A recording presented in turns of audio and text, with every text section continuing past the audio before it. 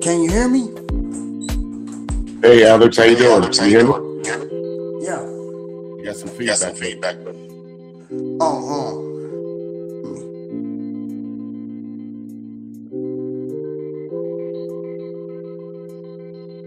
okay. Great. Or is it me? Let me put my headphones on. Alex, that might be me.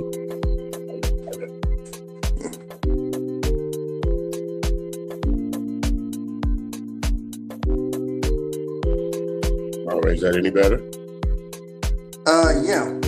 Okay. You want to turn the background music down a little bit? Hang on. Okay. The background music is done. I mean, it's down.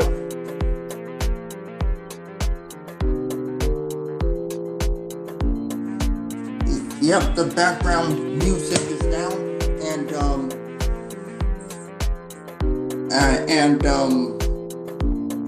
yeah, we're good. Everyone, welcome to the live stream, and my guest today is Mr. DJ Music, and I will let him introduce himself. Well, I'm sure a lot of you folks already know me. DJ Music. I have my YouTube channel. And also, I'm the owner of a radio station called Radio, Facebook, YouTube. Nothing important. Another regular day here in the YouTube streets. How you been, Alex? Good to see you again.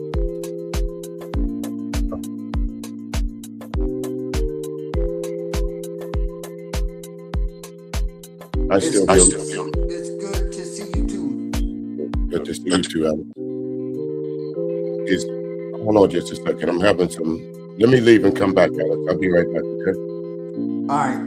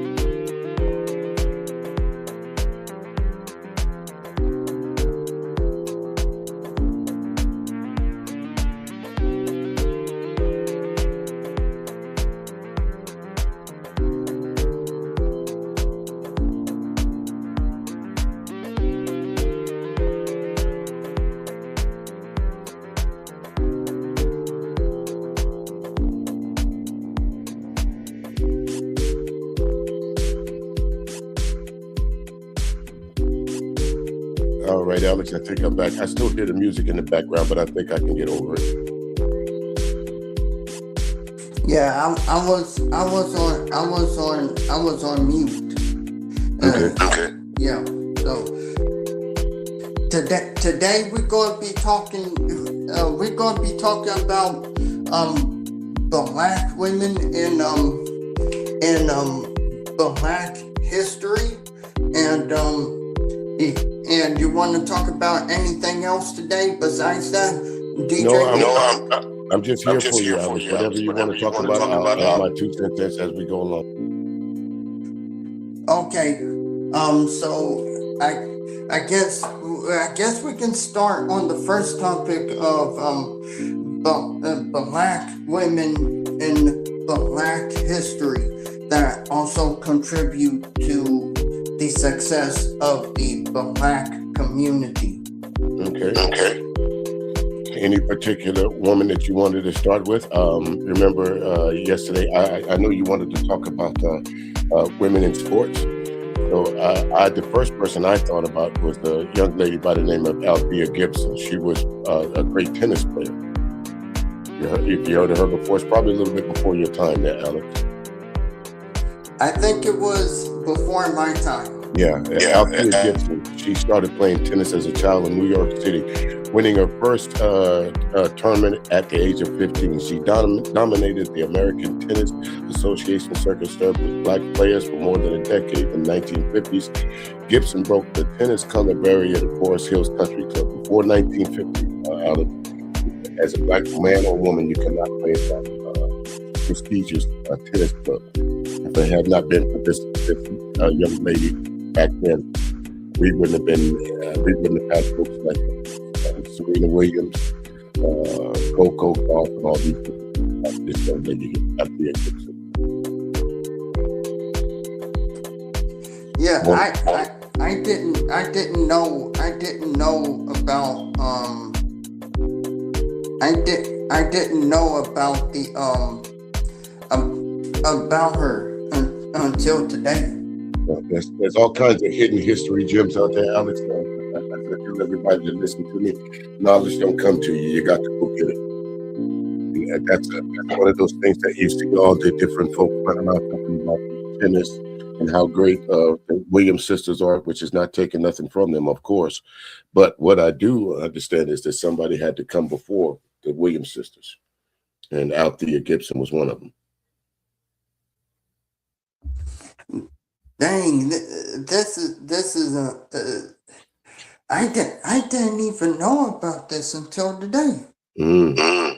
See, there's all kind of hidden history out there, Alex. All you have to do is go look for it, sir. Go look and find it. It's out there. But I'm glad we're having this conversation since it's we're getting close to the close of Black History Month. You know, and the places that we hang out, Alex. You know, it's always you see these guys trying to put down black women, and I know that's a passion of yours. That's why I'm here today, to uplift our sisters. You know, not all of them are great, Alex. But that's just like with everything in any community. We all have our ups and we all have our downs. But it seems to me that it's more prevalent to when it's easier to talk about the degeneracy. I'll try it that way. That was one of them hard words to get out of black women instead of talking about their greatness, because it's easy to find. Just as easy as you can find a black woman that made mistakes, you can find a black woman that had nothing but greatness around her. That is true. That is definitely true. And you know, because when I was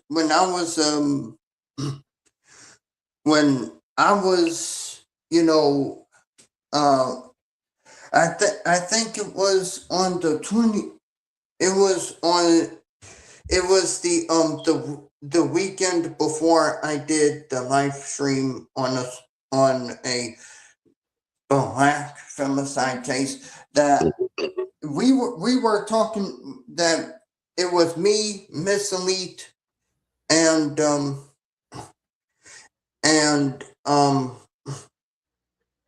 DDS. We were going through the first part of the history that I never knew of, which was women in wrestling during the 1950s and 60s. And you know, and there is a black man, you know, that made the ladies of wrestling movie documentary, and like I'm glad there are black men out there that see the greatness of black women, but the majority of them do not want to see that. They think that men were responsible for everything. Yeah, and since you mentioned the 1960s, as I said, Alex, I went back and I did a little research on some of the things. And it says during the 1960s, women wrestling gained more visibility and acceptance as a legitimate sport, while it existed for decades. So again, it's another one of those things. You know, too many times we'll say we as black men, we were the first to do something, or we made things better. Not so. Not so. They always say women this is a patriarchal society, but we can go through history and find out how many great things that if it not been for the tenacity of black women to be the first one to do something, we might not be able to do it at all. Some of those names that I think that you might have heard of, I know it's way before your time, but you remember the lady named the Fabulous Moolah? You ever heard of her before? Yeah, I've heard of her.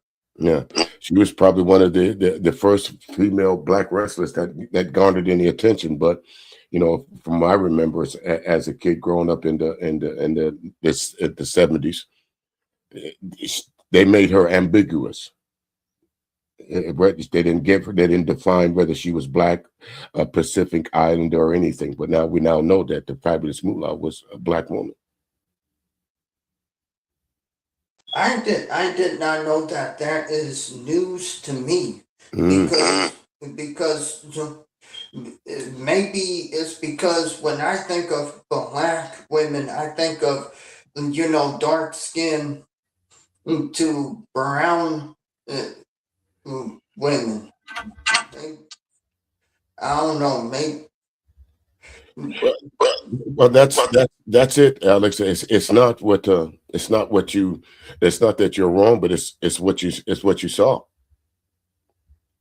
You know what I mean? Of course, they didn't call them. I'm trying to think of the word. They just called them wrestlers back then. They didn't define them by color. Especially in the '60s and the '70s, there was just like these female wrestlers. Or they tried to make them racially ambiguous to where you couldn't tell whether they were fair-skinned white woman, or a white woman that had a dark tan, or whether she was from the Pacific Islanders or everything, because a lot of the wrestlers during that time, they came from those Samoans. So, make sense? Yeah, it does. It does make sense. It does. Yeah, because the fabulous moolah is from South Carolina. Yeah. Again, the richness of South Carolina. Everybody thinks it's just a one horse state, to where it's a bunch of muds and all that. But if you look at through sports, entertainment, music, history, and all those different things, the Tuskegee Airmen trained right here in Walterboro, South Carolina. Robert, what's his name, stole the boat, and during the Civil War, during the slave times, sailed it through the Charleston Harbor. All kinds of different great things happen here in South Carolina. But unfortunately, since we're down south, folks want to say, South Carolina really don't matter. But, we got pioneers like that. Though Fabulous Moolah, along with, I'm trying to think of her name. I can't think of her last name right now. Wendy is her first name. The reason why wrestling has a storyline, they created that particular niche in wrestling. It was just a time they would just get up in there and they bare knuckle fight each other, whatever. But these women, her and the lady named Wendy, they decided to create a storyline to where it would be more believable, to where if you thought these people were actual enemies. That came from the minds of black women.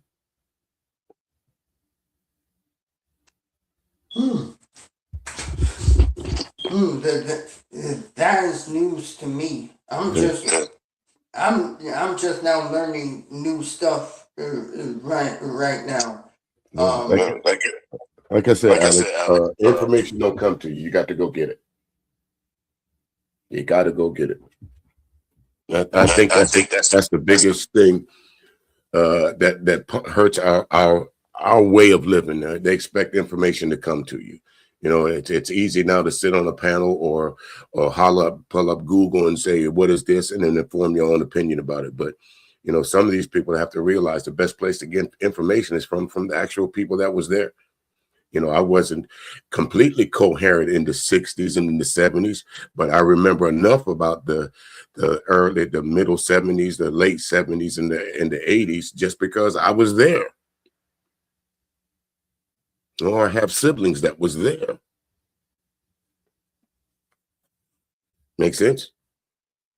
Yeah, it does make sense. It does. Mm. So throughout the years, Alex, let me ask you, what made you decide to want to do a topic on this particular on the female wrestlers? Um well, I was scrolling on YouTube one night, and I saw a I saw a black man. I forgot his last name, but his name was Chris, and he wanted to do a story about black women in wrestling, because um I think I think the movie Queen of the Ring came out. The story of Mildred Burke, and yeah, it had I forgot their names.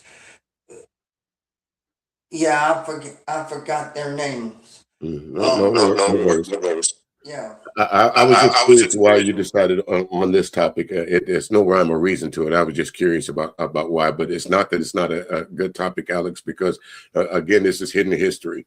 You know, some people just like you, some things that you thought you knew about wrestling, you're just finding out today. Some things you knew about Black history, you're just finding out today. Yeah, and I did, and here's another thing. I didn't know that there was that a a black woman was a creator of, dang it, I think Yeah, they were the first one to start using the storyline in wrestling there, Alex. That particular woman, the fabulous Moolah, they wanted people to believe that they were arch enemies. So they had to get this storyline. Okay, when we get to this town, this is what we're going to do.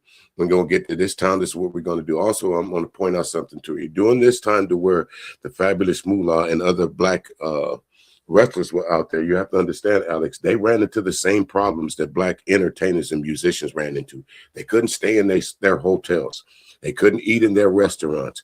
So it was a double trouble for them when they had to, drive into these different towns. And a lot of these wrestling matches was held in what they call sundown towns. If you know what sundown towns are, if you're Black, when the lights go out, when you stop seeing the moon and when you stop seeing the sun as you see the moon, it's time to go inside. So imagine the life that these Black women had to live going through these different towns in Alabama and Georgia and South Carolina and North Carolina, because that's where wrestling was pretty much predominant at in the South. So imagine the life that they had to live outside the ring as well as inside of the ring and still be this prominent. Yeah. Hey, yeah, and like I said, this is news to me. And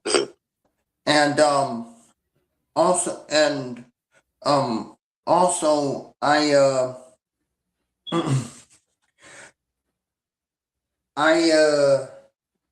I think that at the end of the day, I believe that Black history should be told to us, because you'll never know what we may not know. Yeah, and that's the thing, Alice. That's why I keep always post something about it, especially during this time of month. I'm always talking about something in Black history because I'm a part of it. But they give us 28 days to really hone in on it. So I take these 28 days to posting on my Facebook accounts, my Instagram accounts, my YouTube community tab, just for ideas of put something out there that people may not necessarily know. Of course, but I can guarantee you this: if you put some drama on your stream, thousands of people gonna want to know. But if you put something that's worthwhile learning or something about history, you might get one or two digs on it. You might get one or two. So some people just want to be. I heard this. I heard a couple people use this term during the week of my running around on YouTube. Some people like to be woefully ignorant. That seems to hurt people's feeling when you tell them that. That is true. That is true. So again, the lady wrestlers. But let's talk about another one of these great women black pioneers. Have you heard? I mentioned it the other day. Have you heard of? Let's go to medicine for a little bit. Have you heard of a lady by the name of Henrietta Alex? No. Okay. Anybody who's had cancer, who's had some kind of blood transfusion, who's had something that's that medical history. Henrietta Lacks, she died some years ago, but her cells are so prolific that they've been multiplying. They've had this woman's cells for years. So there's so many different medical finds that's come from to why her cells are so prolific and reproducing and regenerating themselves.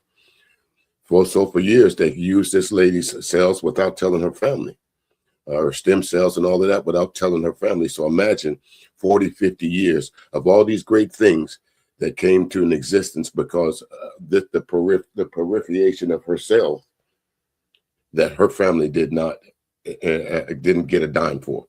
Literally had to sue the United States government because they didn't tell anyone that they was using her cells to make other people better. Still to this day, right now as we're talking, her cells are rejuvenating and regenerating right now. Right now. It's another one of those hidden history things, Alex, that if you don't know, they're not going to tell you that. Go ahead. That's just messed up right there. I mean, to use someone. Dang. Right. We just covered sports. We did a little medicine. Now let's talk about politics. Probably the greatest black woman, political figure of my time and before your time was Shirley Chisholm, 1972. Think about what was going on in 1972. Of course, you weren't around, but I was a young boy in 1972, and I remember not being able to go certain places in 1972 simply because of what we looked like, meaning we were black. You couldn't go here, you couldn't go here. So imagine how much hell Shirley Chisholm had to go through in 1972 to win the bid for the Democratic president nomination. Imagine that. Imagine the death threat she got back then. If you think Michelle Obama and former Vice President Harris caught hell, imagine what it was like for this woman in 1972. Dang, I already am imagining what it was like for her. To be in that political sphere in the 60s, in the 70s, because okay, if she decided to run for the Democratic presidential thing in 1972, that means she had to be in politics a lot longer than that, right? Part of the Congressional Black Caucus. Let's see what else. I'm thinking. Matter of fact, she wasn't part of it. She co-founded it. Things that we still have in place today from the 1970s. A lot of us want to look back and say, just take it for granted. But without these great black women that they shit on in these YouTube streets every day, we wouldn't be able to. We wouldn't be here, Alex. You and I wouldn't. Chances are would never have met on the internet if it not been for the greatness of these black women. But they'll call folks like me, they'll call folks like you simps for bringing that to the forefront. But if I was on here talk about the greatness of a white woman, oh yeah. Get me?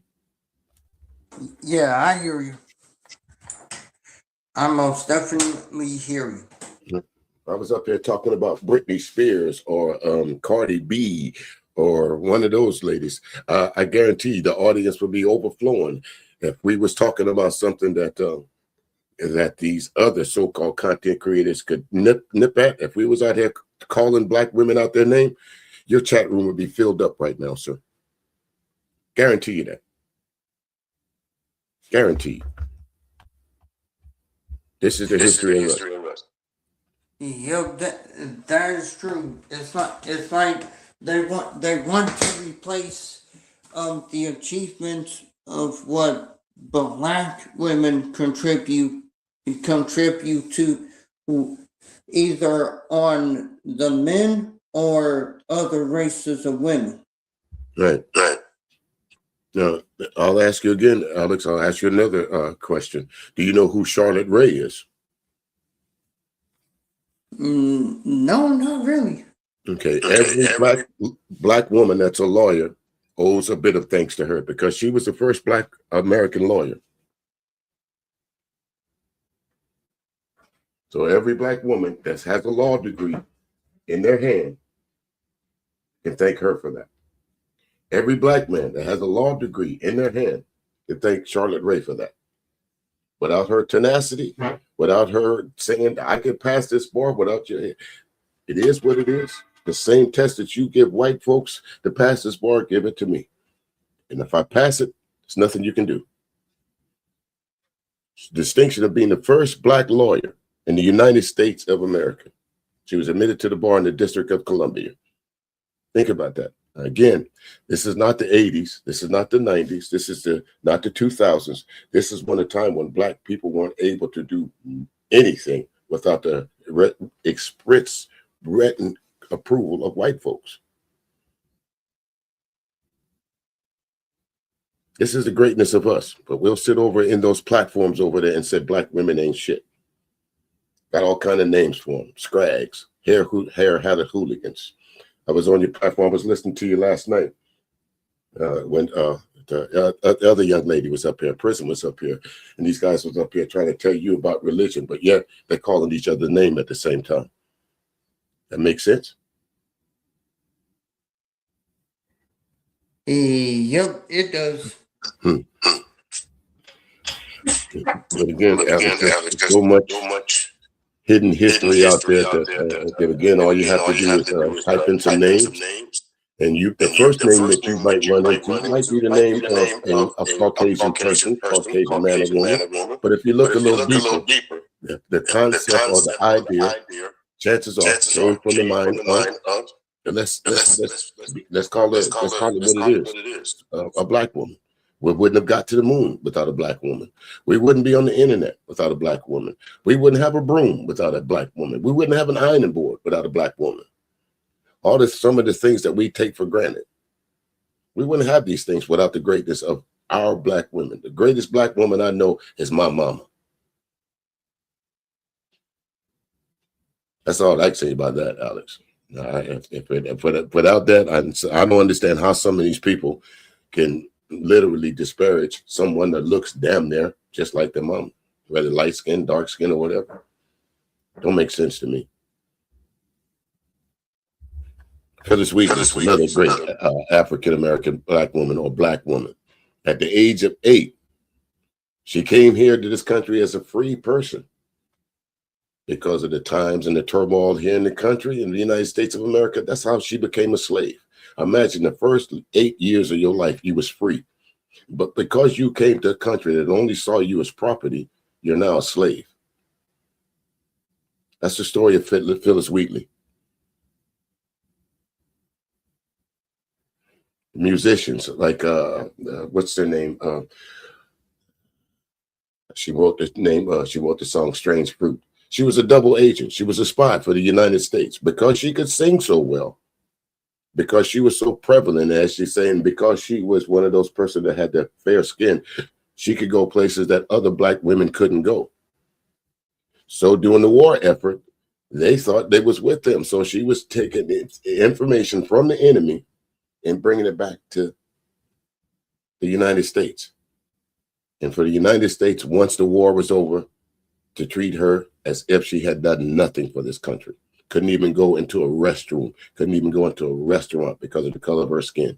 But while the war was going on, it was fine.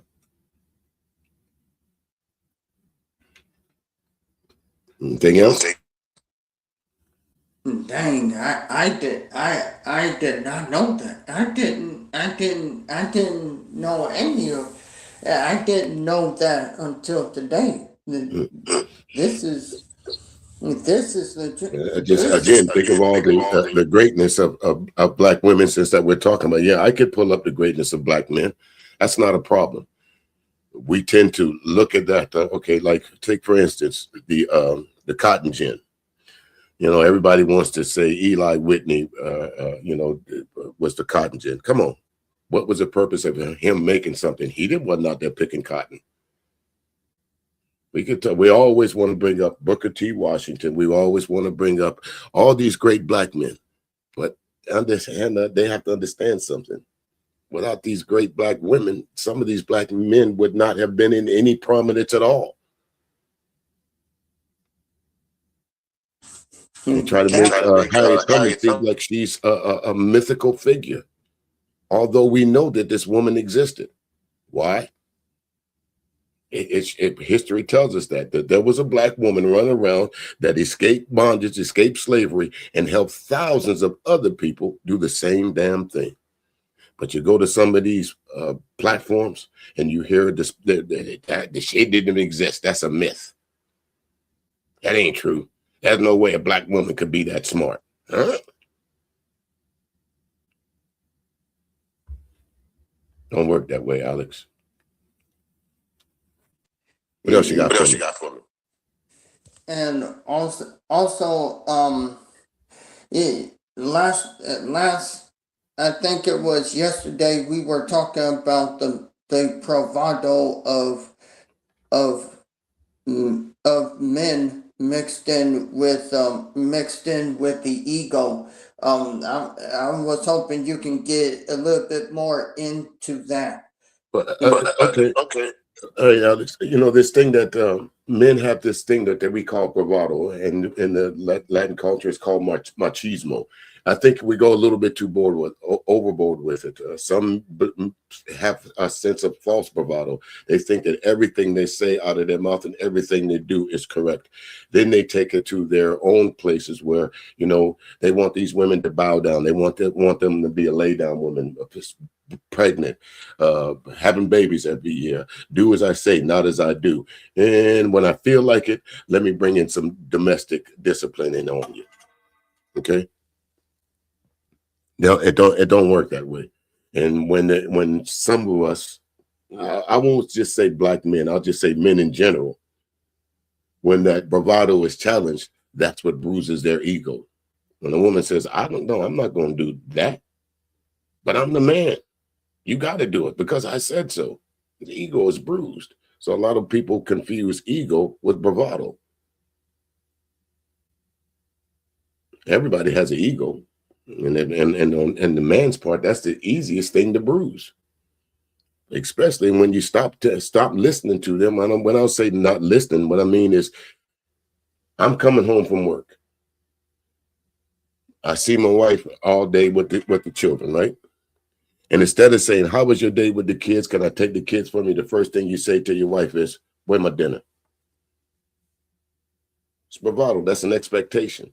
And when the wife answers back, I've been with these kids all day. You can fix your own food.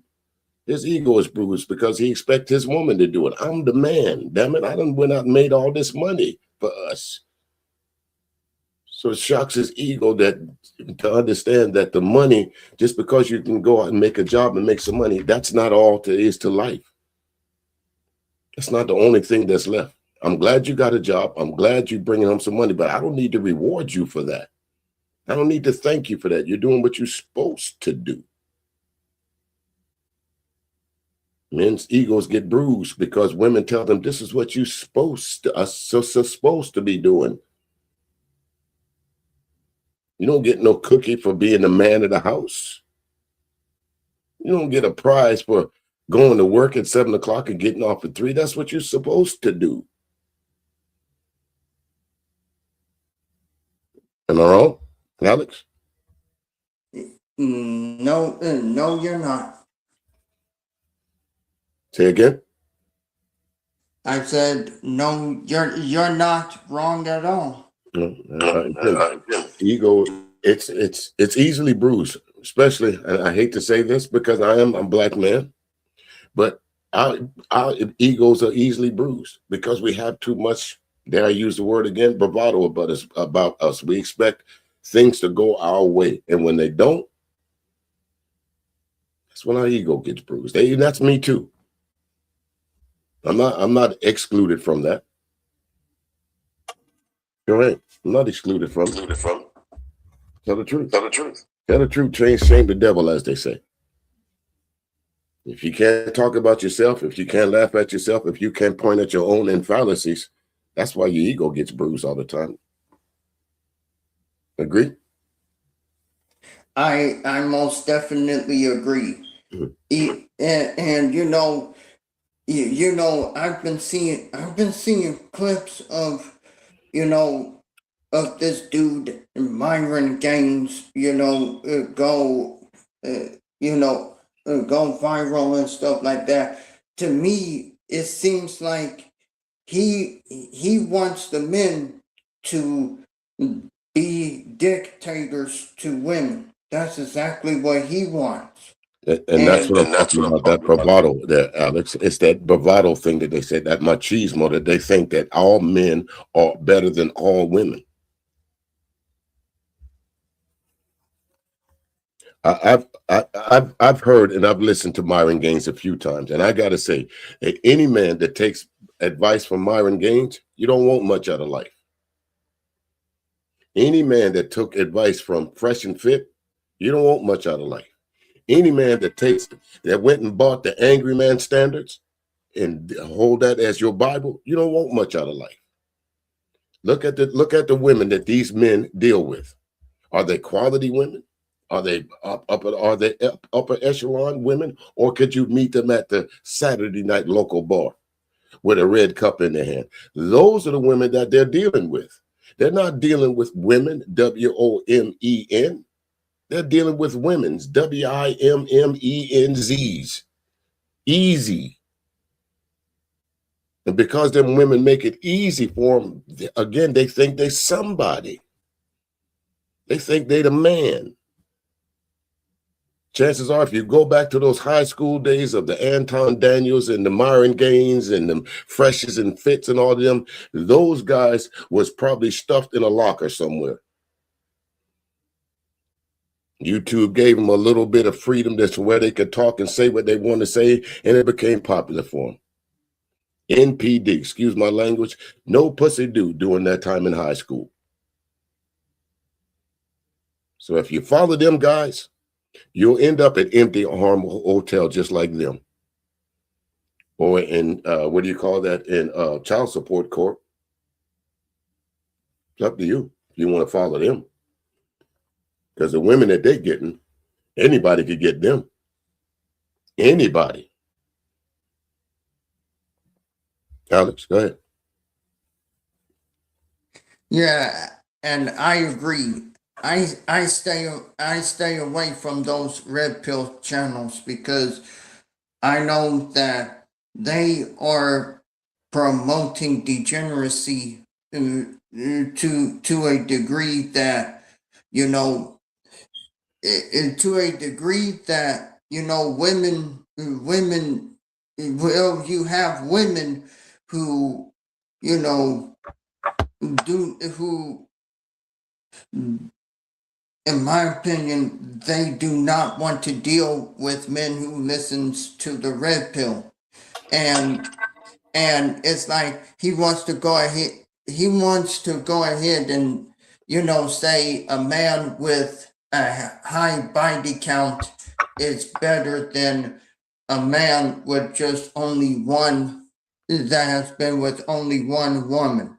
Let's talk about that for a minute, Alex. This thing that these men go around talking about, what's your body count? Why would you, as a man, why would you want to know that? There should be a certain level of expectation with any man. If you're 35 years old, If you're 40 years old, chances are the woman that you're going to meet is not a virgin. Now, I can understand that at 18, 19, and in your early 20s, you might assume that you run into somebody with that might be in that state. But for the most part, you're talking about 35, 40, 50, in some cases, 60-year-old men talking about body counts. I don't want to know how many people a woman that I'm interested in slept with. That ain't my business. Because one day you're going to get the answer that you don't want. Was he better than me? You damn skippy he was. If you got to ask, all this time that's been in your head, that now you got to finally, you brought up enough courage to ask, was your last boyfriend better than me? And the whole time in your head, you must have known that you was inadequate at what you was doing, maybe from her facial expressions or maybe from just her actions and period. And maybe she just got right up and got right on up out the house after you was done. There was no cuddling time. There was no, ooh, that was good. So why would you want to know a woman's body count? For what? To compare it to who? What sense does that make? As a grown-ass man in your 40s, what makes you think you're going to run into a virgin? Go ahead, Alex. And not only that, he said a man with a high body count of 300 is better than a man that has only been with one woman. And right. Yeah. Right, because you know, and those same things, Alex, since you brought those guys up, the same thing they do, they preach how many women they've slept with. Go get this woman. Go get this woman. You know, if you're gonna deal with baby mamas, that don't make that your main chick. Make that your side piece. You can sleep, but it's all right to sleep with as many of them as you want to. You run into the real one, and then you got the nerve, as a grown man, to ask a woman what her body count is. Don't ask me mine, because I don't know. I don't keep count. I don't know. And why would you want to know?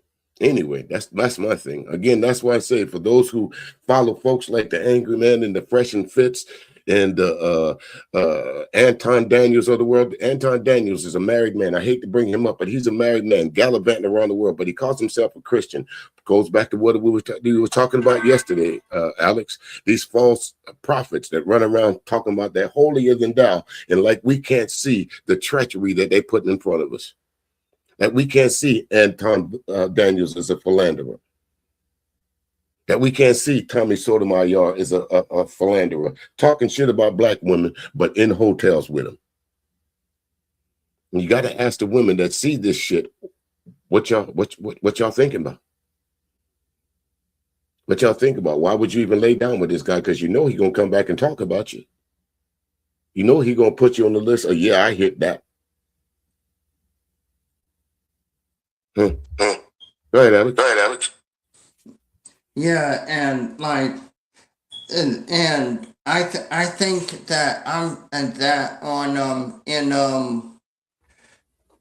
think that in March, on March 14th, I'm a do my part in combating what the red pill is putting out there. I'm gonna have a panel, and it's going.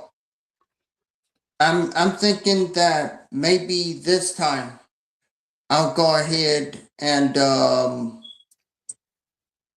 I'll go ahead and do a live stream. I'm gonna have men who are against the red pill in the stream, on the stream as well. But yeah, and also I'm going to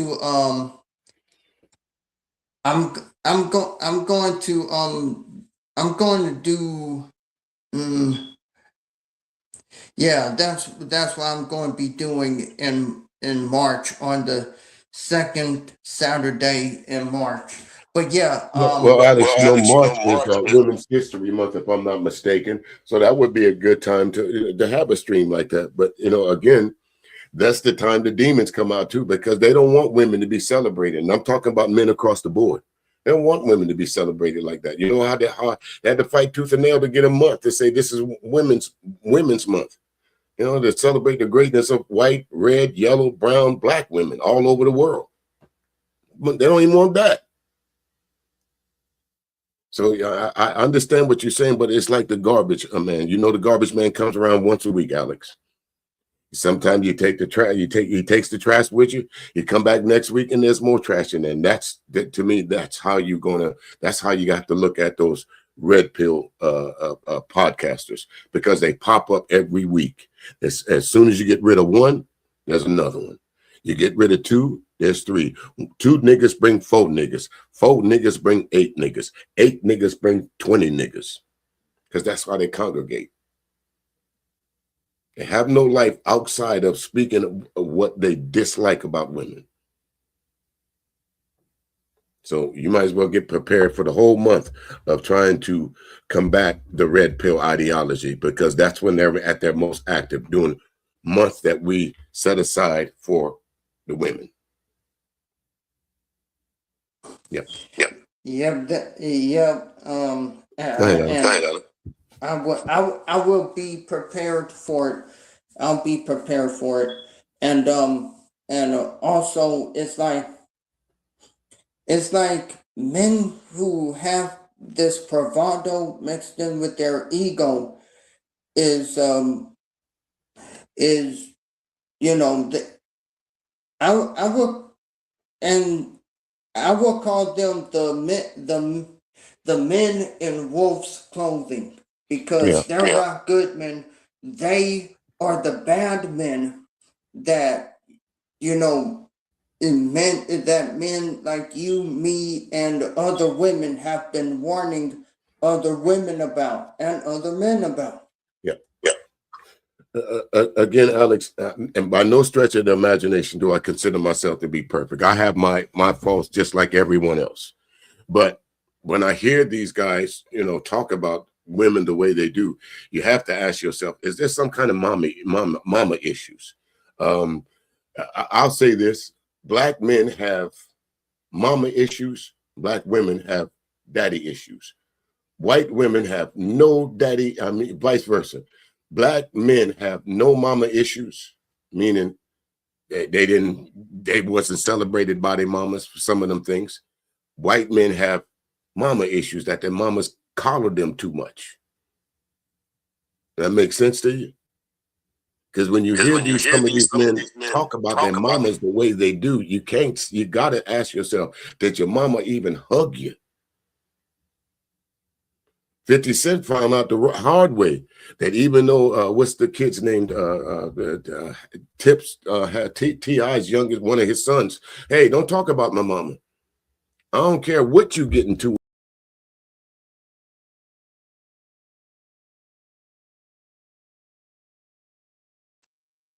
DJ, oh no, Mr. DJ Music must have, hang on.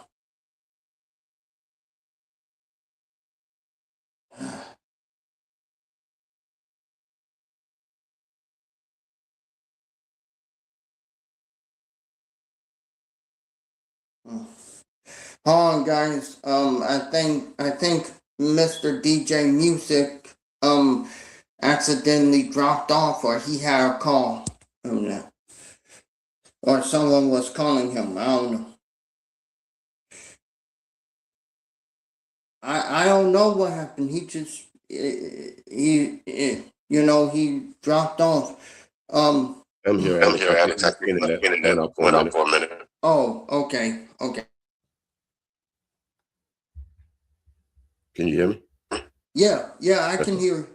I forgot was that I know I was talking, but then I realized, wait a minute, the screen is black, so I don't know what happened. But anyway, I think what I was saying, Alex, correct me if I'm wrong. Well, I don't remember. So go ahead. Let's move on. We'll talk about something. It'll come back to me. Okay, and And what I want to talk about now is that is people is the men in the red pill keeps calling men who care about women and treat women as human beings, and it calls them a simp and stuff like that. Say that part again. The men in the red pill space, they will call men who care about women simps because they feel like women don't deserve nothing, women deserve less and everything else.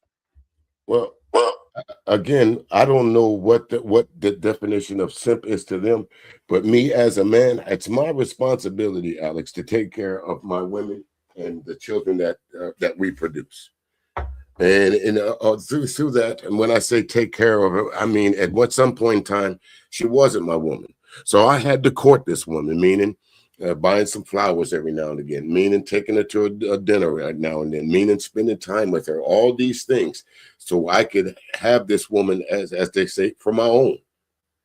So if a man is going to call me a simp because I'm doing right by the woman that I choose to be with, let me be a simp.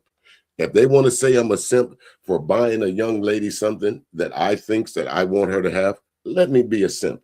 If they want to call me a simp for going out in these streets saying y'all don't talk to black women like that, even though I don't know them, let me be a simp. If they want to say I'm a simp for opening a car door for a woman or opening a grocery store, a convenience store for a woman I don't know, let me be a simp. Some names don't bother me. You could call me a simp all day. That's fine with me. That means you recognize the fact that I treat women with respect and dignity. So continue to call me a simp. Go ahead. That's fine. Don't mind. Well, what you're not going to call me is a buster. What you're not going to call me is a loser. What you're not going to call me is alone. And you're not going to find an overabundance of baby oil and Vaseline in my boudoir. So call me a simp. Simps get action. Am I wrong, Alex? Nope. You're not wrong. And those who continue to talk about don't do this for your woman, don't do that for your woman, okay, go right ahead. Go right ahead. Don't do it. See where you end up at. Alone, mad, stalking folks on YouTube platforms, run around, wonder where they're at, typing their name in to see if that person is over here. Oh, there she is. Why are you over here? So let me be a simp. I don't have a problem with that. I do not have a problem at all with grown men calling me a simp. That means you recognize that women understand my value. But again, you don't see me leading with my wallet either.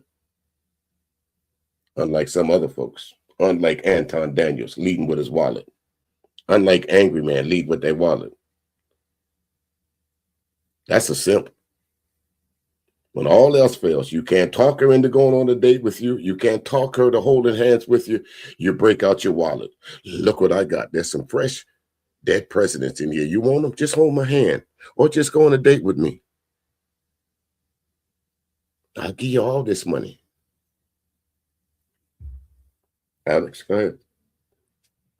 No, Miss Elite, there's absolutely nothing wrong with simping. If they call what I do and what other men do for a woman that they like simping, I'm with it. I'm with it. Go ahead, Alex. I also want to go ahead and get to the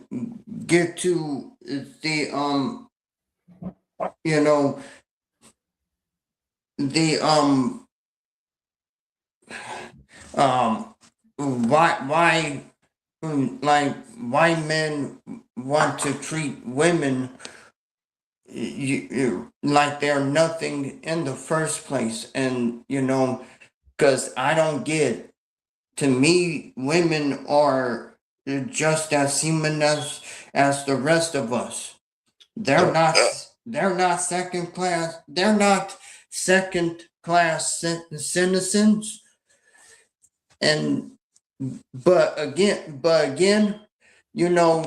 you have men who have bruised egos that want to treat women as if they're nothing.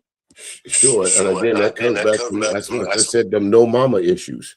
The mama didn't show them no love. The mama didn't show them no affection.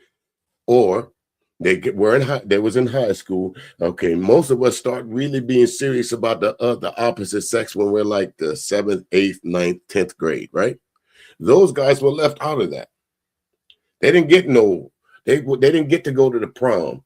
They didn't get to go to the football game. They didn't get to be the prom king, or or the as they call it, the big man on campus. They were unseen. And now that they have this thing that we call the internet, they can make themselves to be anything they want to be. They can make a whole nother life. They can have a whole nother life of their greatness. Go back, and again, I'm gonna call out the names. Go look at Anton Daniels' real life. Go look at Angry Man's real life. Go look at BGS's real life. You will find in all three of those men, what they have in common is the lack of love that they received from a woman, either their mama, their sister, their auntie, or someone they had a romantic interest in. Look for yourself. I ain't got to make it up, because they said it themselves. I didn't get along with my sister. I didn't get along with my mama. I heard a man call his mama on a platform the B word. What? Your mama? I heard another man on the platform celebrating the fact that he couldn't handle his kid, so he sent him back to his mama. And then go get on a live stream and celebrate that. Yeah, I had to take the little nigga back to his mama because he wasn't behaving me. But you supposed to be the man. He wasn't listening to me, so you couldn't instill discipline in your son. So you sent him back to his mama. Let that make sense. Let it make sense. Go ahead, Alex. And another thing I wanted to talk to you about is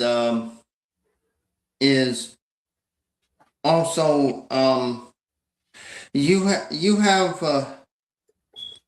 you see, I know the difference between because here's the thing.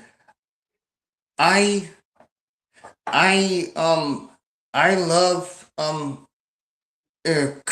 curvy. Well, I love thick women, whether they're tall or an average size. I love thick women, and the thing of it is that men cannot tell thick and curvy from just literal fact. They can't. Yeah. I'm gonna get out that because that's a slippery slope for me anyway. I'm not. Yeah, aesthetics is important to me. It is. I mean, the way it's not overly important. Everybody wants a nice looking woman. But let's face it, beauty is in the eye of the beholder. What you might think is pretty, or what you might think is shapely or sexy, whatever, some men may look at it a completely different way. But for me, that's why I go to this thing called the Brain Hauser Group. How do I put this? Okay, even if you're a Superman, and some folk claim that they can go all night, the average romp in the bed is anywhere from 13 to 15 minutes. What you gonna do with the rest of the day, Alex? What you gonna talk about? I got to have a woman with some substance. Yeah, it's nice to have a woman with a pretty face, nice body, or whatever, but I got to have a woman with some substance. There's more to life than jumping in and out the bed. Some people might say, man, you crazy. Ain't nothing more important than pussy. Yeah, it is. It's called breathing. It's called being better. It's called doing better. Coochie come a dime a dozen. You ain't got to have no rhyme, no reason. Some places, all you got to have is $40 to get you some coochie. Me, I got to have some brain. I got to, once we establish that part of our relationship, what else are we going to do? What am I going to be able to talk to you about? Am I always going to be in a constant uproar with you? Am I always going to be looking over my shoulder to wonder whether you're out doing this or out doing that? No, thank you. By talking to you, I get all of that. Some answers you can get without wondering, especially if you have open line of communication with your significant other. To me, yeah, body's nice, face is nice. But if you ain't got the ability to carry on a conversation, what good are you? What good are you to me anyway? Some people like them dumb. Not me. Not me. No, thank you. Alex, go ahead. Yeah, and I also like a woman who I can talk to and have conversations with as well, because again, just looking nice, and also,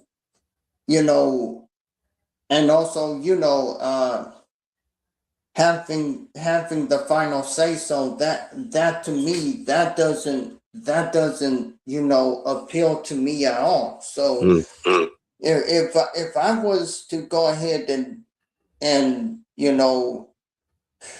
if I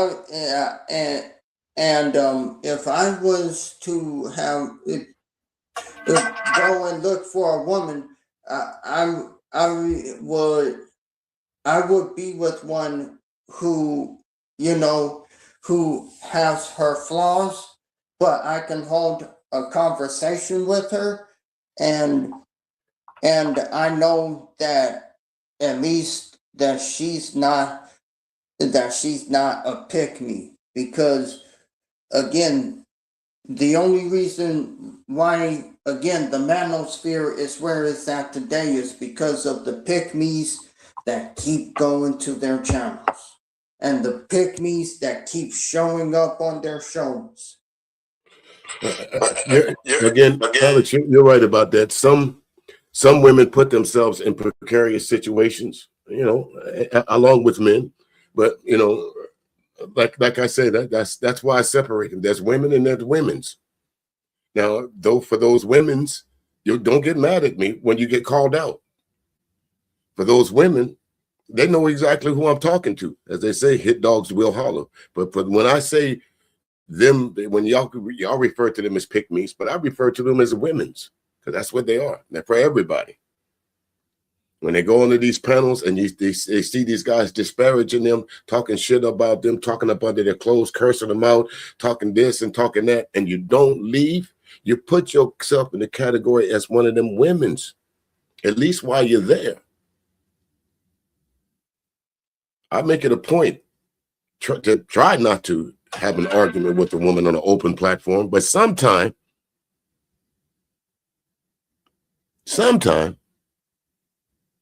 they don't make it. They don't give you a choice. They don't give you a choice, Alex. They just because of their pick-me's and because they want to defend that guy that handed them that blue wrench, like the angry man brigade. You say something bad about the angry man, they come get you. You say something bad about Anton Daniels, they come get you. You say something bad about those ones that they consider upper echelon YouTubers because they want to be seen. Another plain example of it is what everybody's talking about right now. Mika. That's a woman's. WOMMIMMENZ. That's a woman's because she tried to hide who she was. Tried to convince us that she was not on Anton's tip. For what? Clout. Again, going back to what I said, the very same women that they talk about every day, Alex, is the very same women that they entertain every day. If you don't like broccoli, why put it on your plate? But they do. So they can sit around and complain about how bad it is. I don't like that. I don't even know why you put that on my plate. I don't like that broccoli. But put some cheese on it. See if you like it that way. Go ahead, Alex. Yeah, and I also want to ask you about your experiences in the world, because like I said, I'm about to be 30 in April, so you may have more life experiences than I do. Well, yeah, Alex, I most definitely do. And I will say, as part of being in the Marine Corps for some time, I got to see some places in the world that I would have never have traveled to. So in my case, I'm a little bit more unique. Growing up in a small place in South Carolina, you know, the world was wide open to me when I first got out there at the age of 17, 18. As I saw some things that I would have never seen.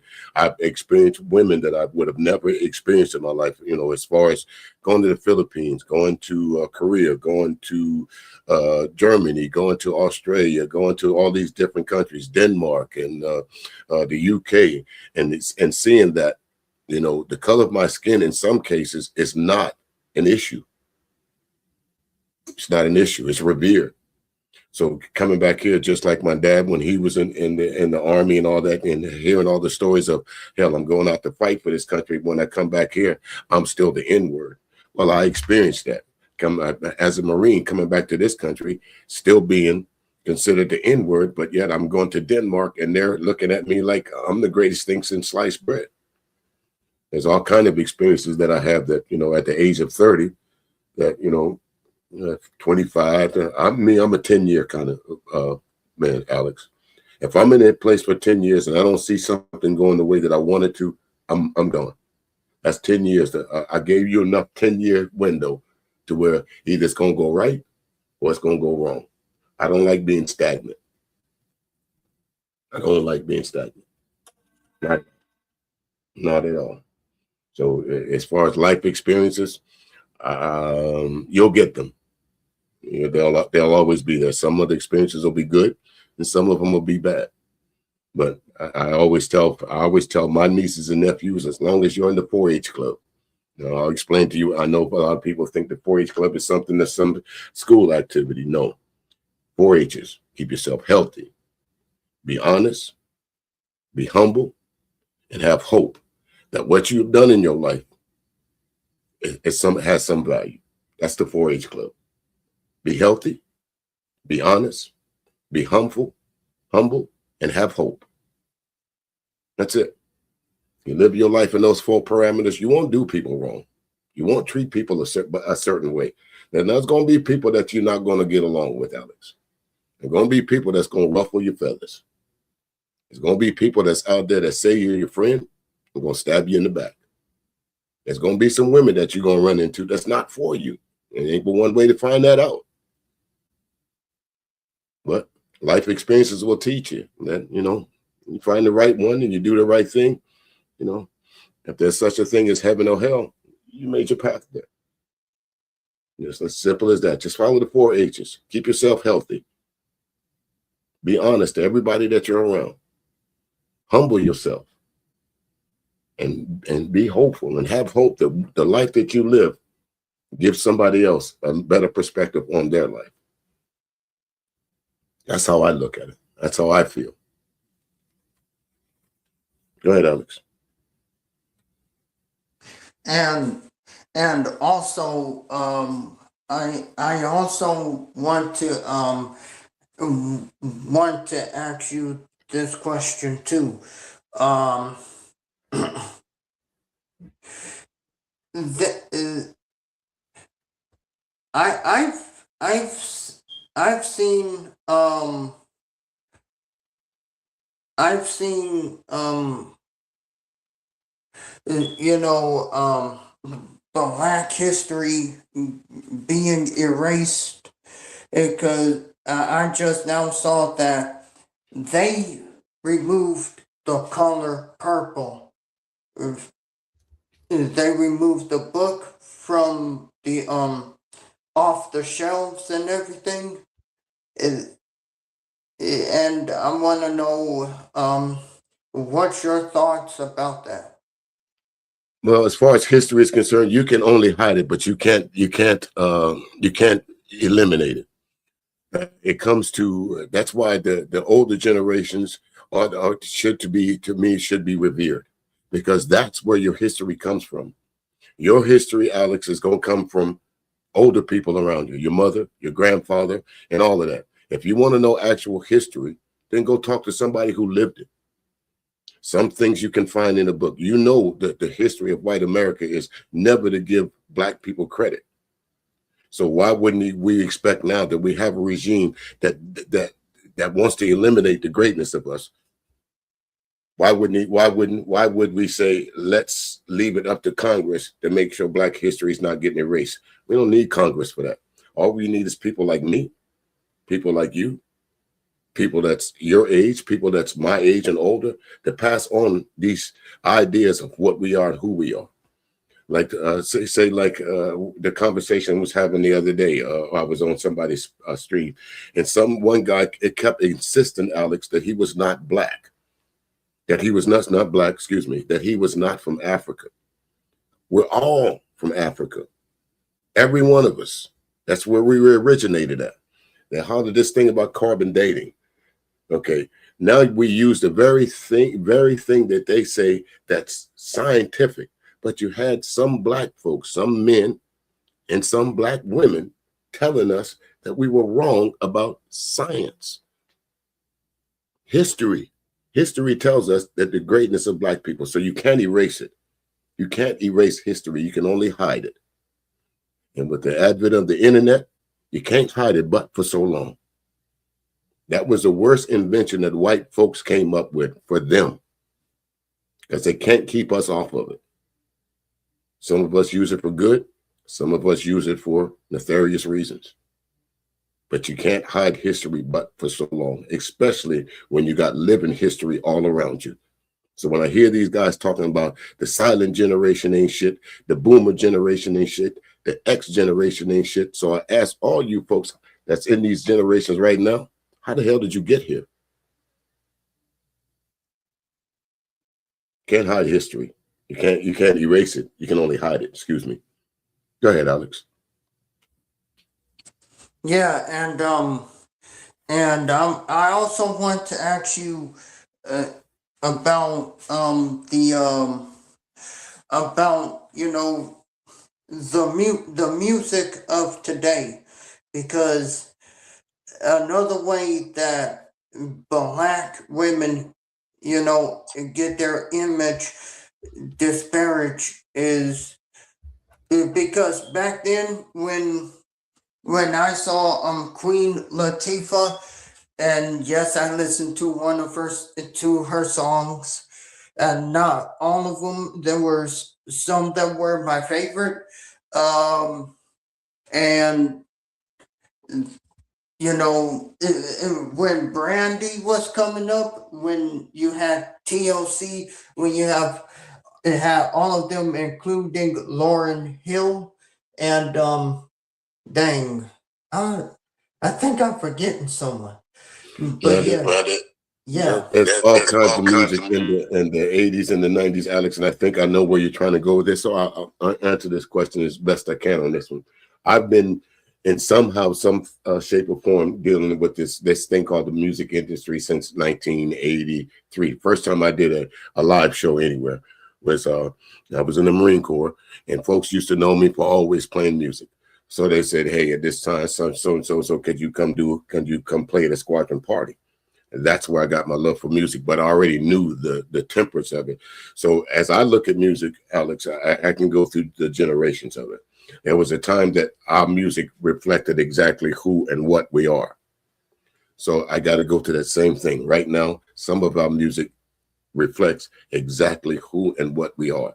We got some degenerate black folks out here. We got some degenerate black men, degenerate black women, and it's a direct reflection, a direct correlation to the type music that we listen to. The music that I grew up on, yeah, was it suggestive? Yeah, it was, but you had to listen for it, or you had to really understand. Okay, take like Al Green, a song from Al Green in 1970. Sit right down, talk to me, tell me about how things want to be. Now that same song in the 2000s or 2026s, bitch, sit down. Let me tell you what it's going to be. You get me? Yeah, I hear you. And I can't call it art because it is. It's a form of expression that someone else thought up with. So as far as the music aspect of it, I'll give them that because it's their expression.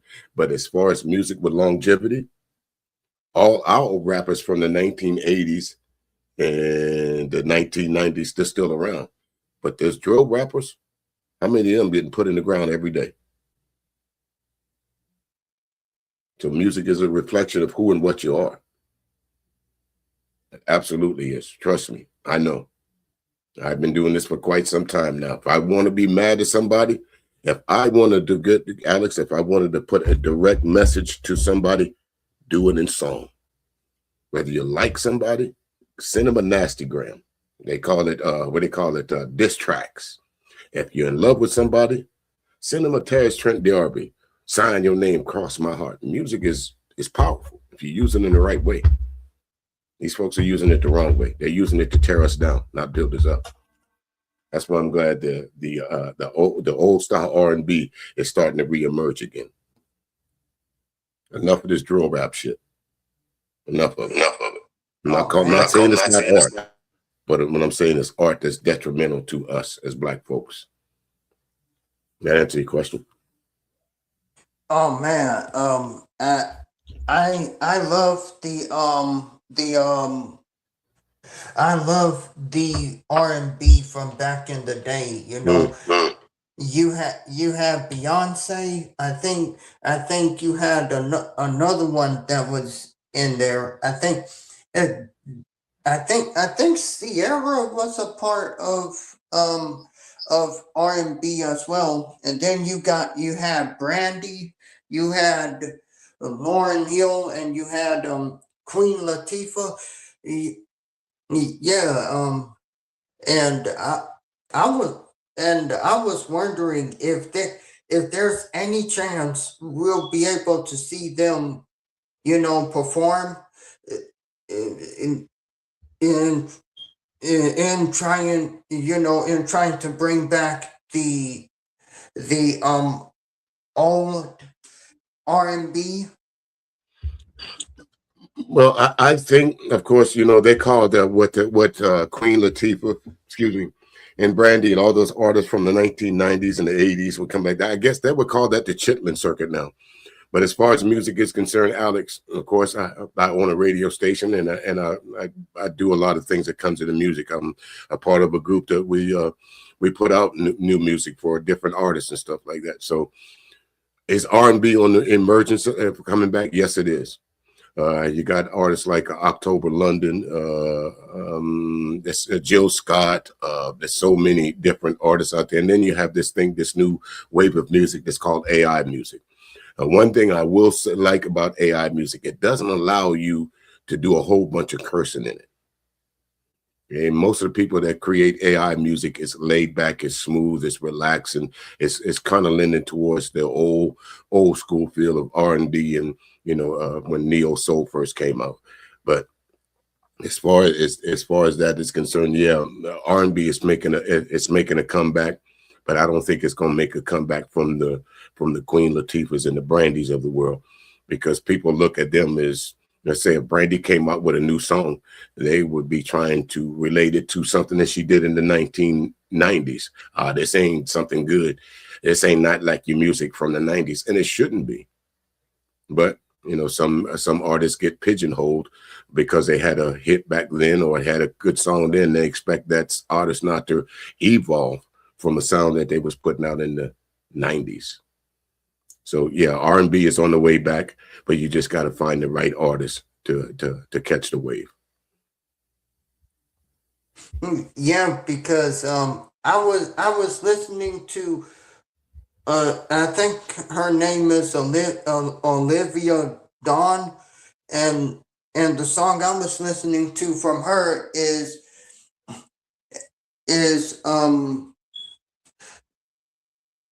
wait a minute, I gotta look up the song, but again, her songs, when I heard her sing, she sings like the R&B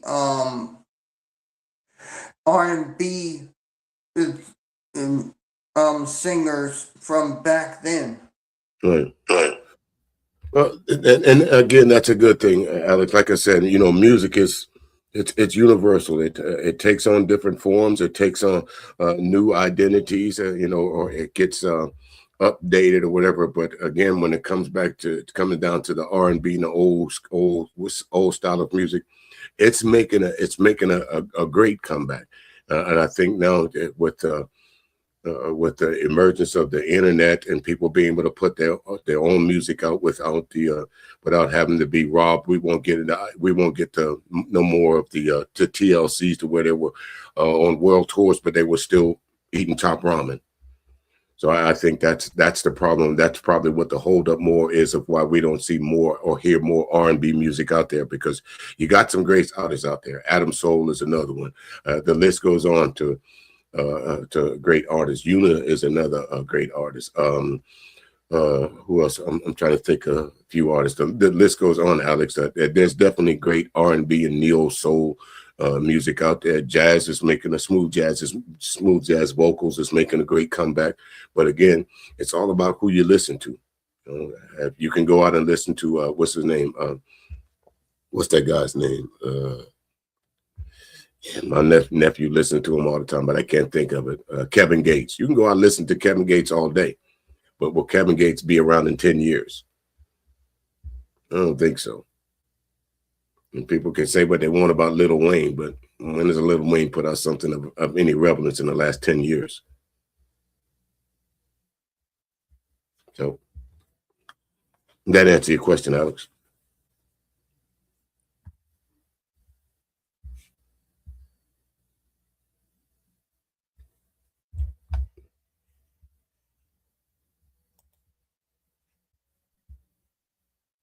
I think Alex might have dropped off for a second. There you go, Alex. You're back. I apologize. My bad. No problem. No problem at all. No problem at all. Yeah. Oh, and I looked up the woman again. Her name is Olivia Dean, and she has a song called "Nice to Each Other." And if you listen to it, you will hear the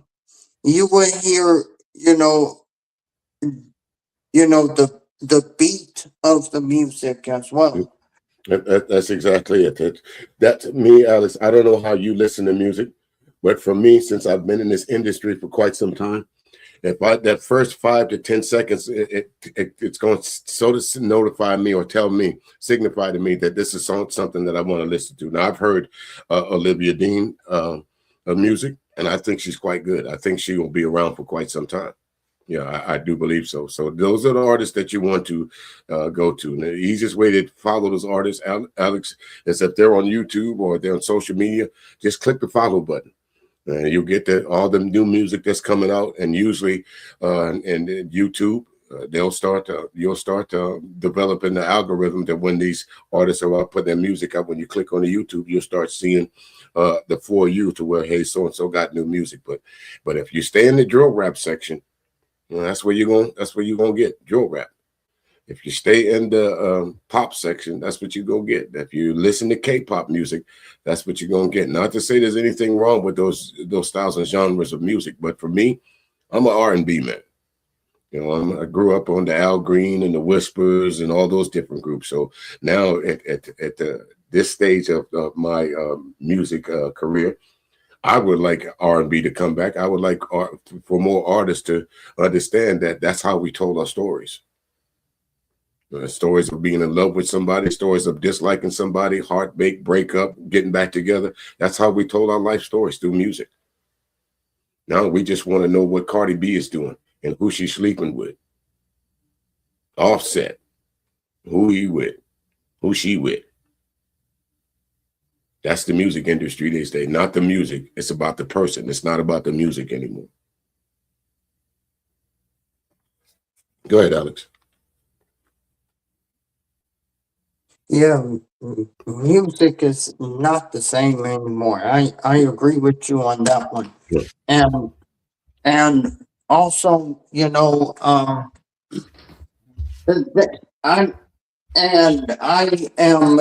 I'm a huge fan of Serena and Venus. Well, Venus and Serena Williams. I have a crush on Serena Williams for the longest. Yeah. But I was always a Venus fan. I thought, but if there was a chance that I ever had a chance of dating one of the sisters, I'm more of a Venus fan there, Alex. I know everybody likes Serena, but I'm more of a Venus fan than I am a Serena fan. I like them both, but if it come down to I had to choose one, I would choose Venus over Serena. all right, I would not judge you for doing that. Okay. But and you there were black men and that were going after Serena Williams because she lost a lot of weight and stuff like that, and and they were up there saying, oh, they liked her better before and everything. But they were the ones that were saying that she looked like a man and everything else. The only reason why they were attracted to her now is because she got with a white man, and you know I see exactly where you're going with this, and you're absolutely right. All of a sudden, because when she was single and she was in the black community, oh, you're too heavy, you're too manly, you're this, you're that. First of all, I hear a lot of these folks using the word masculinity towards a woman. Masculinity has nothing to do with a woman. Masculinity is the traits of a boy or a man. That's it. Femininity is the traits of a woman or a girl. That's it. There's no in between on that. But so when I hear these men on these platforms calling women masculine, that tells me a lot about them.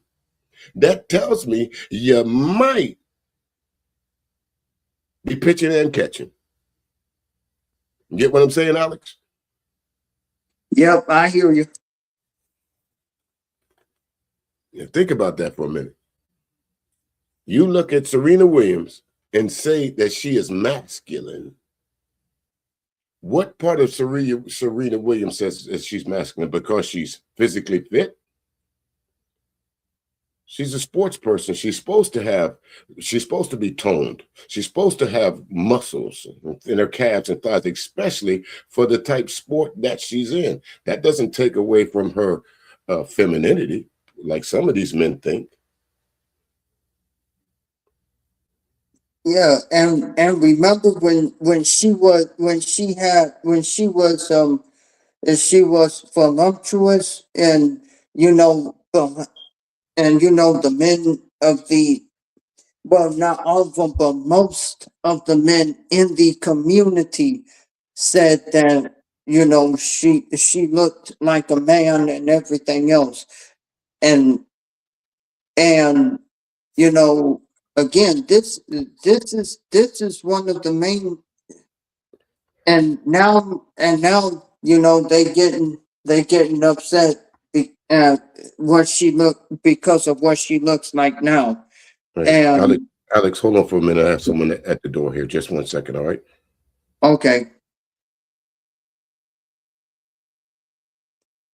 well, I'm going to play a little bit of music until DJ Music comes back. Let's see. I wonder if you can find any. Hmm. I'm gonna try and see if I can find any, and if I can find nice to each other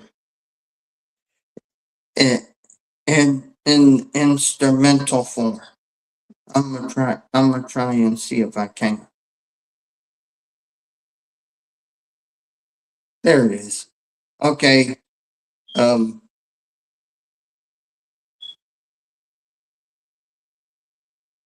uh, Stupid camera. Okay.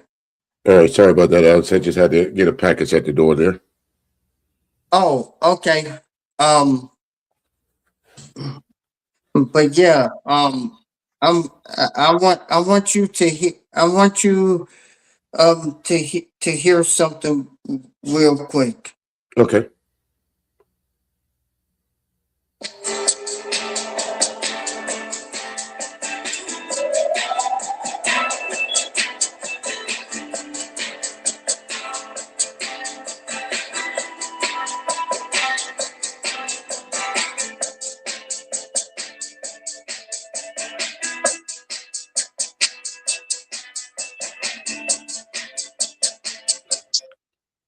Yeah, and Yeah, that was Olivia Dean's "Nice to Each Other." Um, that was the instrumental version of it. right. Now, see, with a song like that, when you first started playing it, Alex, it already caught my ear. So I would have continued to listen to it. What I do, I do two live shows, sometimes three throughout the week. So in between those two shows, I do what I call music shopping.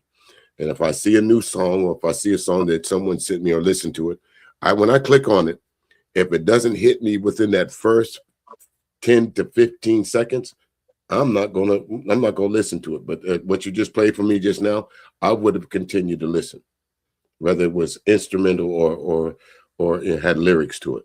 Because I do both. The show that I do on Sunday night, it's on smooth R&B, but the show I do on Tuesday nights, it's jazz and jazz vocals. So I have to have an ear for both. Hmm. Okay. Mm, yeah, that was uh, well, that seems real fun. It is. It really is. Remember, some time ago, I was telling you, if you ever want to get interested in learning how to do this broadcast stuff, Alex, just let me know. I'll tell you what software you need. It's not going to be something that's going to be done overnight. But I think, to be quite honest with you, with what you've told me about music so far, I think this will probably be something that you would probably get into and dive into it head first.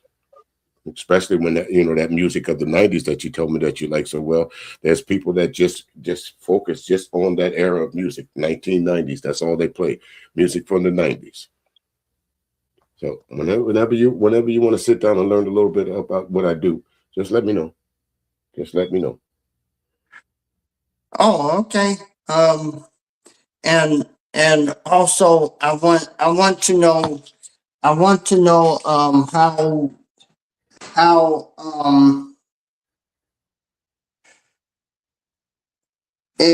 because I've seen on your channel that you were talking to the men who were who were making music and stuff like that.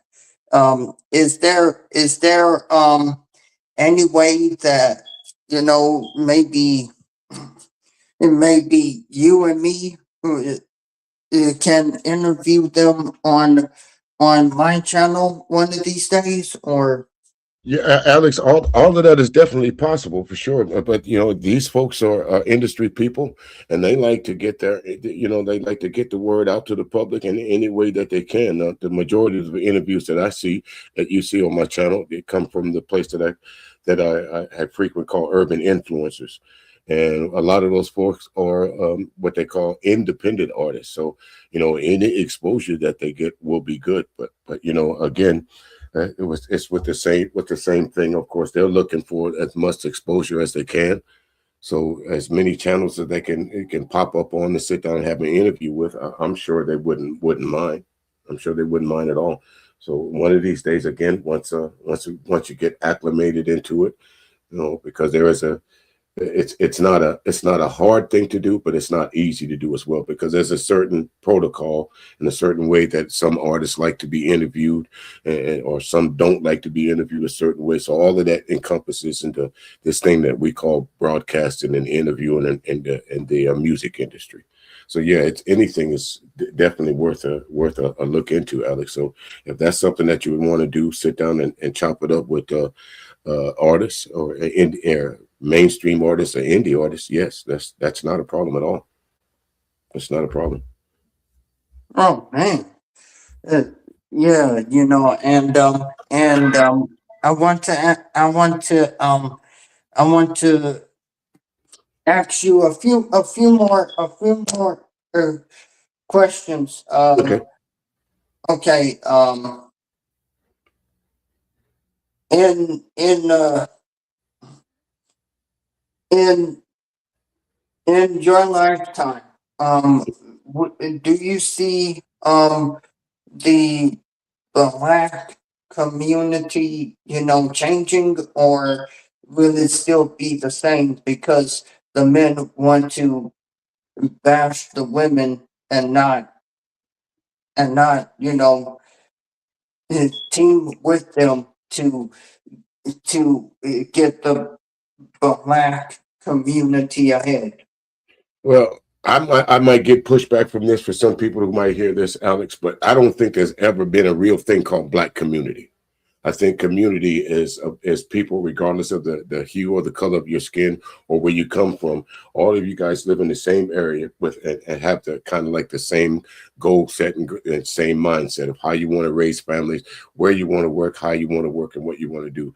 I don't think that when it comes to the black community, I don't think that really ever existed. Is there black culture? Yes. Is there black community? I think you would be hard pressed to find it, because we live amongst each other now, and not only here in the United States but anywhere. Are there pockets of what we call black community? Some folks say it's the ghetto, but that's not really community, is it? So, as far as in my lifetime, I don't see much difference of growing up in the 70s and 80s to what I see now. It's the same thing. We still have the colorism thing, good and bad hair. We still have black folks that think they're better than other black folks. We still have black folks that's run around saying that they have no connection to their ancestors at all. So I don't understand this concept of what when black people say the black community. What is the black community? Can you define it? Because I don't see it. I see black culture, but I don't see black community. Not unless you live around like where I live. I live in a black community. Because why? Because it's my family. The folks that's the house across from me, aunt. House in the back of me, brother. House on the other side of me, brother. House down the street, cousin. House across the street, auntie. That's community. We're all for striving for the same thing, community. But where else do you find that at? Like I said, I might get some pushback for that, but until somebody can tell me I'm wrong, I'll stand on that statement. I don't mind being wrong. But so far, tell me where I'm wrong at.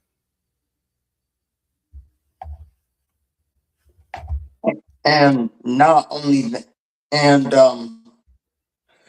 and I also want to ask you this: um, with black women, you know, going outside of the race, to find love. Do you see black women doing it more and more and more, or just the ones that are tired of? Because from what me and you and Prism and Miss Elite and Genius see, it, black men are are putting other races of women in competition with them. And so, do you see more black women date outside of the black race as Well, we get into the future? yeah, and I'll tell you why, Alex. And it's not so much because of. I think it's because it weren't allowed to. You got in trouble in the '70s, in the '60s if you dated outside of your race. It's not taboo anymore. So I don't think it's ever a question: did black men and black women ever not date each other? That's always been prevalent. We can go back to again. I'll get a little pushback for this, but we can go back to Virginia versus Loving. Do you think that white man really pushed for that interracial marriage, or do you really believe it was the white woman that said, "You know what? You're going to treat me as your equal, and until you do, you say you love me. Now prove it." So no, I think there's always been love amongst the hue, but now that it's more acceptable, so we see it more, so we think there's been a change. Honestly, color has never been a factor of whether I like somebody or not, especially when it comes to a woman. I don't call my friends by their color of their skin. I call them by their name. So that's always been around. Interracial dating has always been here. It's just more focused now because it's more prevalent now. It's not, you don't get strung up in a tree because somebody saw you talking to a white girl. Makes sense? Yeah, yeah, it does make sense. But the main thing is you have black men, saying how much, you know, better other races of women are. And, Yeah.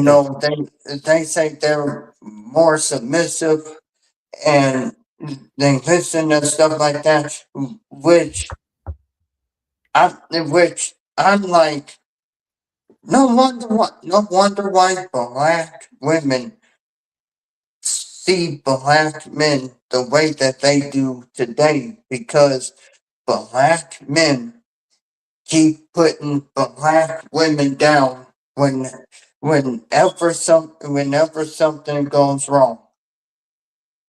Again, it goes back to what I was saying earlier, Alex. I think some black men have issues with where they grew up and how they grew up. Again, maybe their mother didn't give them the attention that they craved or they garnered.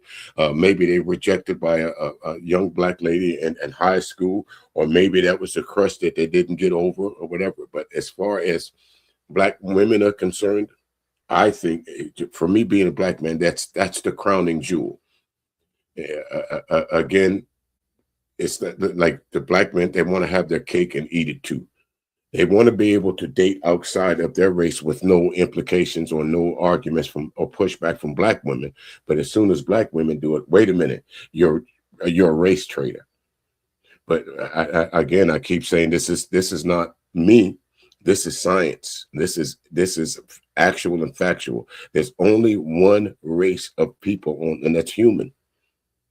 Now we've all been divided up into different hues and different ethnicities and where we come from, but there's only one race, and that's human. So if you have a problem with dating a lighter hue human, then that's on you. That's not us, because you don't find color in the Bible but a few times. Am I right? Yeah, No.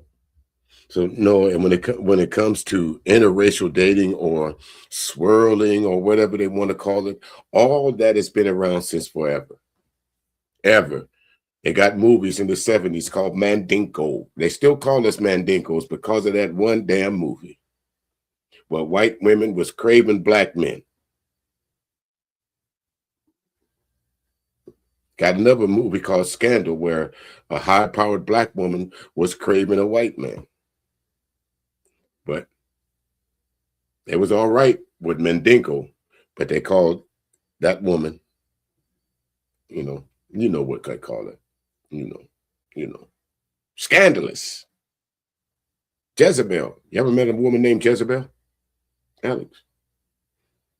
No, not Me that. either. Me either. Look, it's about time for me to start wrapping this up, Alex. I got to get ready for my urban influence meeting a little bit later on. Again, I got some music shopping to do. Got to go listen to a few artists.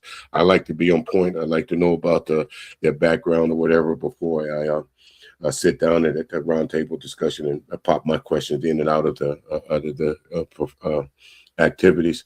But go right ahead and ask me anything else before we get out of here. Oh, and also I want to ask you this, before you go, do you see more artists that are mainstream or independent that is going to see their song in because now you have the WWE games. They still making those, and I heard um I heard the art songs from artists that I do know, and then there are some music that I don't know. Do you think in from years to come you're going to start seeing not only mainstream but independent artists have their songs being featured not only in wrestling games but also in action movies as well? Well, again, Alex, I think that's where the turn has been. A lot of people didn't realize that, like Just Blaze, he was an independent artist.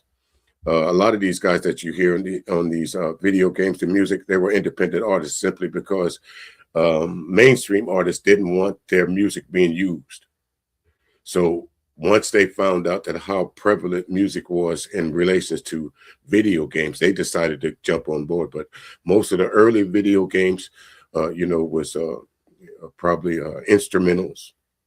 But now that they saw folks like Just Blaze and all these different people making beats and different things that video games are selling off the hook and off the chain, independent and I mean mainstream artists have said, you know what, I need to get in that arena as well. So yeah, I think it's just the opposite. A lot of people was thinking that mainstream artists uh, were the ones that started out this trend of putting their music behind video games. No, it was just the opposite. It was independent artists that was trying to get their music to be heard, and what better way to hear it than putting it on a video game because it's in constant rotation. And Okay. main and mainstream artists figured that out too. So now that's why you see mainstream artists doing video commercials or allowing their music to be used in advertisements and stuff like that. Whereas before they didn't want to because they thought it would diminish the value of their song to get it chopped up. No. I hear you. A lot of the music that you hear on in video games, those aren't actual independent artists that without say like the internet. Now you don't need a manager. You don't need a record label to sign into. If you have enough tenacity about yourself and you do this the right way, social media gives you free advertisement. TikTok, You put your song on there. SoundCloud, you can put your song on there. YouTube Shorts, you can put your music on there. Facebook Shorts, you can put your music on there. There's all these different platforms. But the majority of people that listen to music right now, 66 to 67% of the people that listen to music listen it through some kind of streaming apparatus. So artists these days, independent artists especially, to me, have the upper hand because there's no restrictions in how they get their music out there. Whereas if you work for a record label, they can shelf you automatically, but still keep you in their under their folds, and you can't put out music because it belongs to them.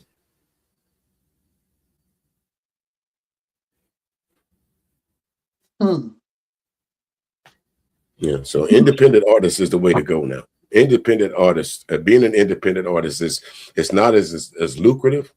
But Alex, if you go back and look at some of the horror stories of the industry, like I always like to talk about TLC because TLC in the 90s, early 90s, was probably one of the most popular groups, girl groups of all of them, groups, period. But these women in the 90s selling out tours all over the world was literally broke. Now just think if the internet would have been prevalent back then. What about your friends could have been a release on YouTube, right? Yep. So no, I think the internet gives independent social media. The internet itself gives uh, independent artists a leg up now. Yeah. If I decided that I ever wanted to go into the music industry to be a singing artist or a jazz musician, I would go independent. I would not want to sign to a label. Yeah. Yeah, as especially with what's going on now in the music industry, Absolutely. I most definitely agree Mhm. because you ever heard of the group called S dang, I forgot their name, but one of SWV. yeah. Sisters with Voices. I've literally met them before. Yes. Yeah, I think one of them, was living in the street or something like that. Well, I, I think you're referring to the young lady that was part of In Vogue. She decided for a little oh yeah. while that she didn't want to. She was homeless. She lived in a car, and people equated that to her being broke, or people equated that to her being crazy. But actually, she just wanted to live off the grid. If she wanted to live with somebody that was folks in the industry that said, "Hey, if you're running on hard times, I can help you out," she decided to say, "You know what? No, I'm gonna whatever I got myself into, I'm gonna get myself out of." Mm. She's good. She's good. Oh, She's good. okay, Yeah, she's okay, good. yeah, She's good. yeah. Well, I believe that we should now, uh, more than ever, promote independent music because. Yeah, that's the thing. I really think that we'll do our brothers and sisters a little bit more justice if we take the like my nephew's in the industry, and every time he comes up with something new, of course, I don't tell folks it's my nephew, but I play the music. I share his music. Some again, I don't tell folks it's my nephew, but you have other folks that they have actual family members that's out there trying to put out music, and they don't mention it at all. My sister's on a cruise ship. She's been doing these cruises for the last 4 years as in a singing group. So there is opportunity out there. All you got to do is go and find it, especially if you're an independent artist. Yeah. Yeah, I'm most definitely agree, and I think it's about time that we get them out there, and if they want to have their songs in a video game or in a movie, I believe we can we can advocate for them to to eventually do that. And I agree with you, Alex. It's all about helping the artists out by sharing their music by word of mouth, or putting it, posting it on your YouTube or your Facebook or your social media. Saying, hey, y'all check out this new song. You might not have heard it before, but let me know what you think about it. Or when you do go to the when you find some of these independent artists, when you listen to their music, leave a little comment down in their comment section. Every artist that I run into, Alex, on YouTube, and if I see their comment section turned off under their song, I don't mess with them anymore. Now there will be a few that I will say, hey, you might want to turn your comments on, but why would you turn the comments on or off? Excuse me, off on something that you posted that you want people to listen to? Doesn't make sense to me. Leave a comment. Right. Leave a comment. Let me know what you think about my song. Is it good? Is it bad? Or is it that? Some people don't put their comments, turn their comments on because they know the song is bad, and they just don't want to hear it. I definitely agree with that too, and I think if but there's any black women on in the independent music industry, we should uplift them. Definitely. One thing for sure, Alex, women run this industry, this entertainment industry, whether it be television, print, or music. Women run this industry. Why? Because they're the main consumers of what we do. I know my radio station, the majority of the folks that listen to my station are women. So I cater to that audience. The majority of folks that go out and buy music are women. That's why you have female DJs. That's why female DJs do quite well in this industry. That's why you have a lot of this. That's why the emergence of the video vixen or the or this or that. Women dictate who's good, who's bad, who's up, and who's down in this industry. Yeah, men have some say so in it, but for the most part, if ain't no woman on your platform, or ain't no women buying your music, chances are you need to find something else to do.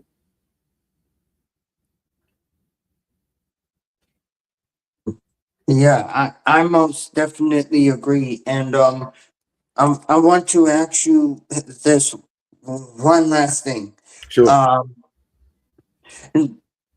Um, the represent. I hear black women talk about representation within the media, and how they like to see um changes done when it comes to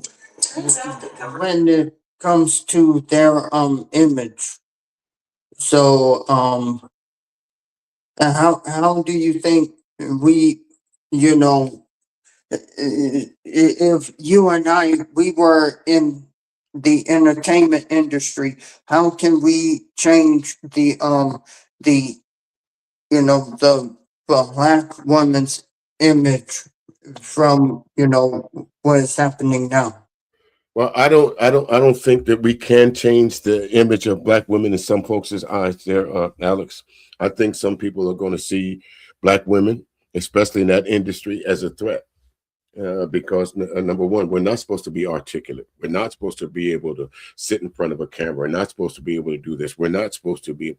But again, let me go back to the sports part of this, Alex, since the main topic was about female wrestlers. Now, if you go back to, let's take football in particular. Before Jane Kennedy, I want somebody to go find me a black male football announcer.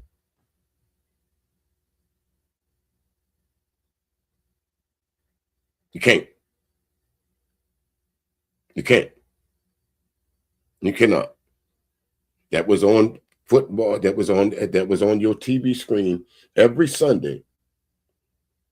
It wasn't black men that was out there talking about. They were on the field playing, yes, but they weren't up in the booths. When you turned on your local news, you rarely see a black male newscaster, but you see several female newscasters. I don't think there's anything wrong with their image. I think it's all in the perception of it and how we perceive it. I don't think there's absolutely nothing wrong with the representation of black women in some industries. Is there some high points? Of course. Is there some low points? Of course. We got the I don't want to, again, I might get pushback for this, but we got the sexy reds. We know them exist. We got the not Glorilla, but not the actual rapper, but we see her sister out there trying to tear her own sister down over $2,500. There's nothing wrong with the image of black women out there. It's how we report it to being. If that makes sense to you, there's nothing wrong with it because there's on both sides. On both sides, there's degeneracy, men and women. So neither one of us could call each other out. But as far as that, when you turn on your 6 o'clock news, I know for as long as I can remember, the first person I saw as a newscaster that looked like me was a black woman. Somebody tell me if I'm wrong. No, you're right. So what's that mean, Alex? Black women are more articulate than black men sometimes. And that's where that ego and bravado, sometimes how I tie things in sometimes, instead of actually seeing things for just what they are. I'm not taking anything away from my brothers when I say that sometimes black women are much more smarter than us. Sometimes that old adage of without the backbone, behind every strong black woman, there's a strong black man. There's a really, really strong black woman. I don't think that. I think some people completely forget that. I know every good thing that's ever happened to me in my life, Alex, I can attribute directly through from a woman. My birth was from my mama. The greatest times I had growing up was with my sisters. The woman that gave me children. All those great gifts came from women. Shoot, at my job there is a black woman who is my supervisor, and she gives me great advice. Even in high school, you Okay. know, I had black women who were my teachers. They gave me great advice, and I'm thinking of doing an AI story. It may be at the end of the year when I do it. Okay. And I'm also thinking about writing a manga or comic script with using an app for. I'm be using an app for that one. I'm gonna try it out and see what was up with that.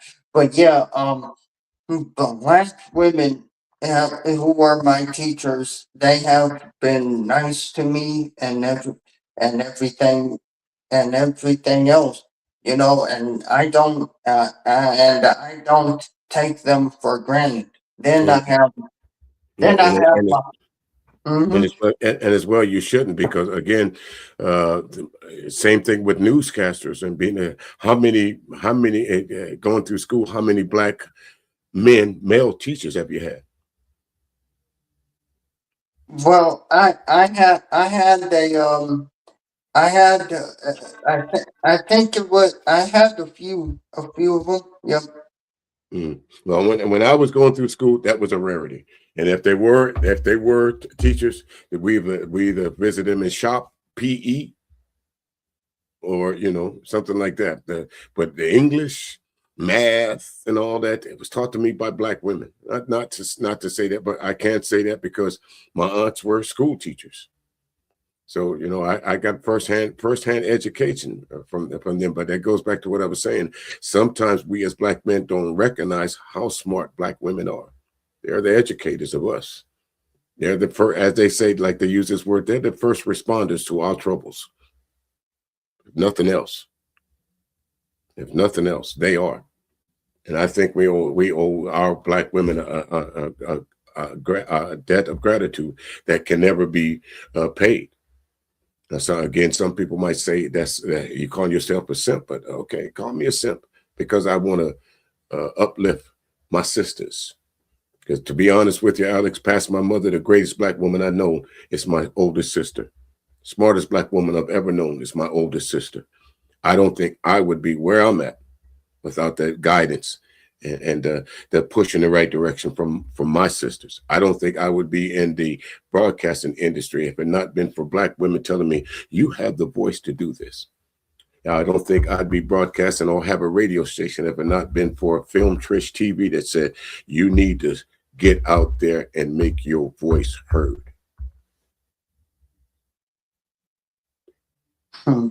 Shoot, it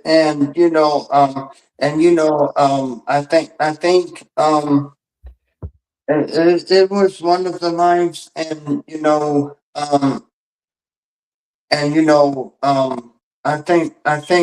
I told everybody one time that I was going to try and make a manga happen, and then in that life you had I think it was Prism and other black women in there, right along with a few black men, saying that I can